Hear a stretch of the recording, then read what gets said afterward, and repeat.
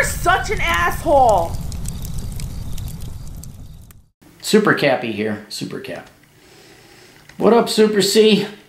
Hi, Aaron. I recently turned 40 and have no wife or kids, but haven't ruled out either. I'm fairly happy with my life right now, just playing the field, but I have a couple of questions about how to do that safely in this day and age. I absolutely hate condoms, man. Just putting one on makes me limp as looking at a nude Hillary Clinton. I've looked into getting a vasectomy recently, but have some concerns. Mainly if I decide to get some of my guys frozen for the future, will that result in some kind of retarded kid or worse, soy boy? No, soy boys are brought up by absent fathers and pansified environments. All right, hang on. Quality of frozen sperm. Let's do that. My solution to that is that you find a wife, if you were to get married and have kids and use frozen sperm, you say, we're doing the pre-screening of the kid. If that kid is missing a chromosome or there's something wrong with them or whatever, whether it's caused by your bad sperm or not, you're aborting it. That's just me. Does frozen sperm cause birth defects?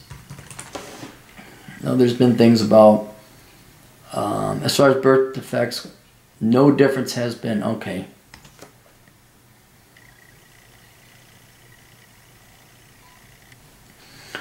This was written in 2001. Follow-up studies of children born after frozen sperm donation. The need to assess the health of children born after assisted reproductive technologies using frozen spermatozoa has been a major concern for the last decade. Most available published studies are confusing since they are retrospective, refer to small numbers, to perspective, Can't you people just say introduction, conclusions?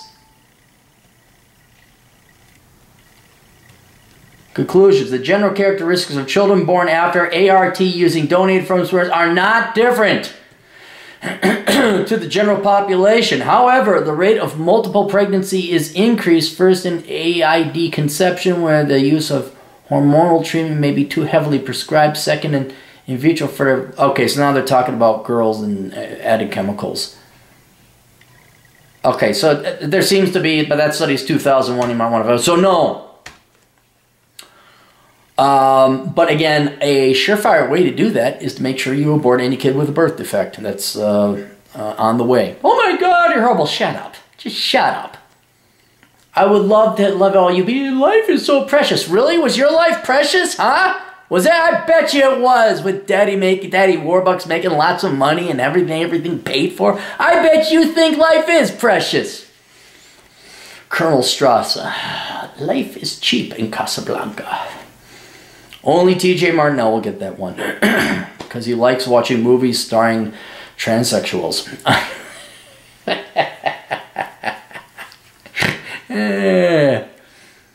The future retarded kid was soy boy. No, the soy boy, that's environment. That's not genetics, that's environment.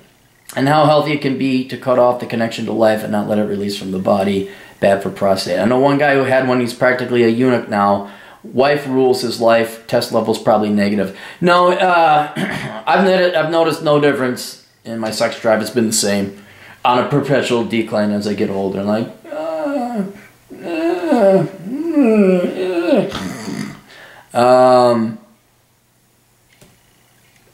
his wife rules his life. That's why his balls are in her purse.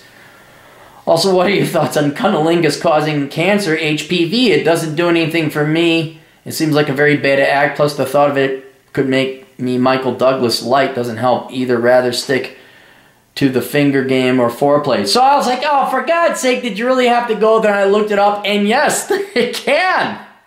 It can spread the HPV virus to your throat, which then forms precancer cells. So yes, this is why I should never just assume, oh my God, but no, that's something to consider now, isn't it there, boys?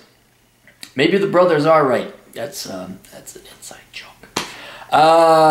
Yeah, so it can cause, it doesn't cause cancer, it can lead to. You can find the study, does cunnilingus lead to throat cancer? And all sorts of other things lead to throat cancer, and my smoking and drinking is going to cause throat cancer. I'm going to die of throat cancer. I'm going to die of everything. So yeah, that is actually something to consider. You should probably get your wife tested for HPV, or future wife, or any, make sure there's any. You don't want to get herpes in your throat either. But yeah, before you find wifey poo, make sure it doesn't have she doesn't have HPV or anything else for that matter, and then that kind of takes care of that aspect. But as terms of frozen sperm, no, I've not had a problem with my vasectomy at all. If you want, you can make multiple donations to the sperm bank, so that there, you got 1,000 or 1,000,000 troops there, one of which will produce a healthy baby, boy or girl, and then you go get the snippity snip. That's about it. So I had to do a little research there, but yeah, you good catch, pal.